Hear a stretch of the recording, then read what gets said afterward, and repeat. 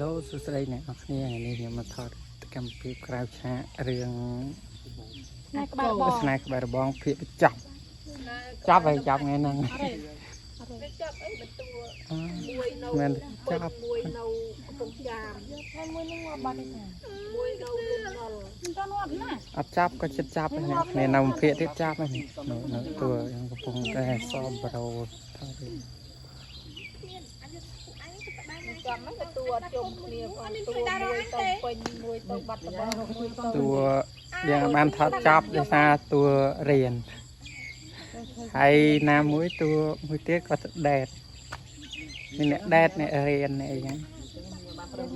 អញ្ចឹងបានចប់ទេសារតួដករាល់ថ្ងៃតួតិចឲ្យដករាល់ថ្ងៃទេ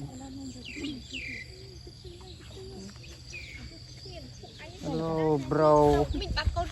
មានអារម្មណ៍មិនដែរពេលក្បាត់គ្រប់រឿងរឿងក្រោយមកគាត់ថាអត់ក្បាត់ទេជាប់ហើយឥឡូវសប្បាយចិត្តពេលបានធ្វើបាបគេជាប់ក្បាត់ធ្វើបាបគេមានបាក់ចឹងធ្វើបាបគេចាំមើលថ្ងៃហ្នឹងអង្គុយចាំក្អៅមកដល់ហ្នឹងនេះផងតាមបាត់អូមិនអត់ចាំប្រងនៅយំទេឡើយយំទេខុសយំឡើយខុសច្រើនពេកយំនេះកាមេរ៉ាវូមែន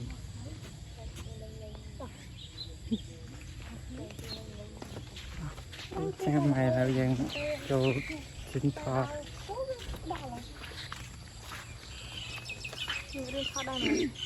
មកបាំងសាត់ហើយ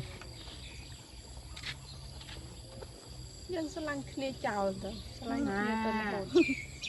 ឡាញ់គ្នាចោលស្រឡាញ់អាជីគីថាឃើញទៅឯណោះតោះអូខេទៅខំឃើញទៅឯណោះឥឡូវដល់វានៅណា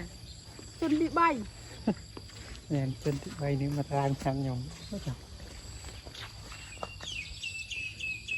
បាយទីនេះយកមកចៃក្បាលឈប់ឈឺនៅឈប់ឈឺហើយយកយើងចឹងយកមានដងអត់ហើយណាអ្នកទៅអត់យកគឺតាមប៉ាតើអ្នកដែលធ្វើបាបក្នុងការពីម្សិលមិញគឺទៅ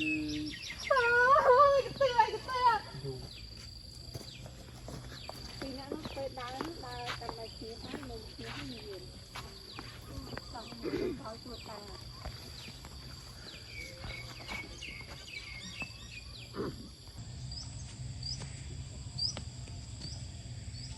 បាយទីនេះយកជាអញ្ចឹងក្បាលយកឈប់ឈឺនៅឈប់ឈឺហើយយកមានដងអត់ថាអ្នកណាជាអ្នកធ្វើបាបយកគឺតាមប៉ាតើអ្នកដែលធ្វើបាបក្នុងការពីម្សិលមិញគឺគ្មានអាចយក